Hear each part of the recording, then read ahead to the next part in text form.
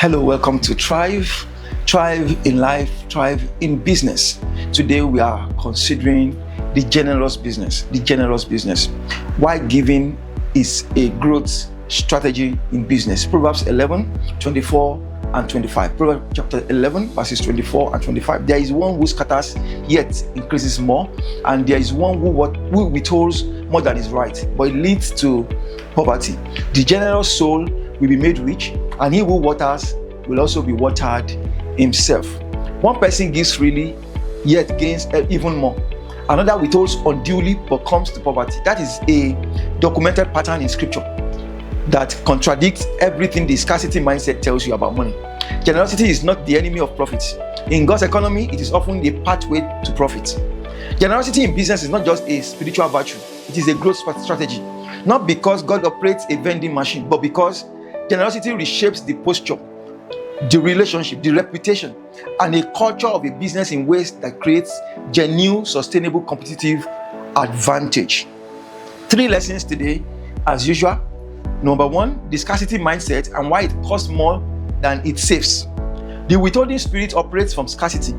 The belief that giving reduces your share, that generosity is a luxury for when you have more than you need. There are people who think that if they should give, what they have will reduce, and that if somebody gives, they believe that the person has so much, that is why he's giving. That is a mindset that is against scripture. You don't give because you have because you have excess. You give because you ought to give, because giving can increase you. This produces a business that underinvests in people, overprotects margins at the cost of service quality. Scarcity thinking produces the scarcity it fears. The business that withholds generosity from its team attracts people who give the minimum because they receive the minimum. If you don't pay well as a boss, your people will only contribute minimum into the business because they don't even want to give their best. They feel like the business also does not much for them. The business that withholds from clients creates transactional relationships that ends the moment a cheaper option appears. If you withhold from your customers also, they will go for cheap options, even though yours is better, but they're not looking for the best, they're just looking for cheaper.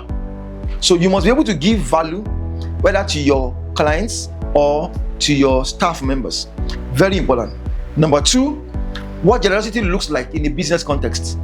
Business generosity is a culture and posture that permeates every level of the business. Generosity with employees means you pay fairly, you invest in their development, you give more than expected, you treat them with dignity. Generosity with clients means that you deliver more than the contract specifies. You are honest about your mistakes. You create genuine delight beyond the transactional minimum. Your generosity with your suppliers means you pay on time. You treat them as partners rather than cost centers. Generosity in the broader sense means that you are using a portion of what the business generates to fund the community, for community impact, kingdom causes, and support for the vulnerable. Generosity means a lot of things in your business. 2 Corinthians chapter 9 verse 6 says, whoever sows generously will also reap generously. A portion of your business must be used for generosity. It's very important. Number 3, the compound return of institutional generosity. The compound return of institutional generosity. Generous businesses build a reputation no marketing budget can buy. They build a reputation that people will say, oh, that business is a place you want to work. That business is a place you want to invest. That business, people say good things about you. The story of the company that went far beyond what was required, that paid fairly, that gave back, that treated people with dignity. Those stories travel faster and stick longer than any advertisement. I've seen companies that their staffs leave every 3 months. They change staff every 3 months because they don't do well to their staffs, and so people leave every 3 months. This one will come today, and then the next 1 month, 2 months, 3 months, they've left because they are not treated with dignity, are not treated well in that business. They attract the best talent because the best people want to work for organizations whose values they respect. They retain the best clients because clients who feel genuinely valued do not leave for a cheaper alternative. The compound return of institutional generosity builds over years and decades into the most durable competitive advantage available. The trust of every stakeholder the business has ever served well. Build the trust of your clients. Build the trust of your staff. Build the trust of the community. Build that through your generosity. Very, very germane. Build everything you could through your generosity. Let's close about the generous business. 3 things you will do this week. Number 1, define your business giving policy this month.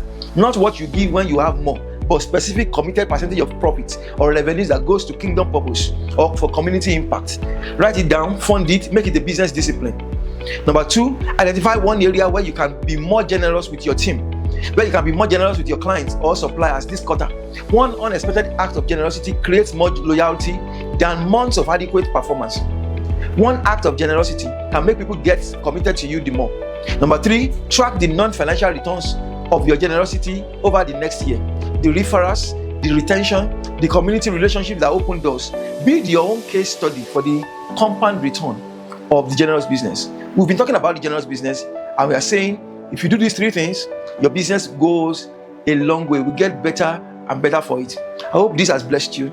I will see you again tomorrow for another time of Thrive. Have a great time.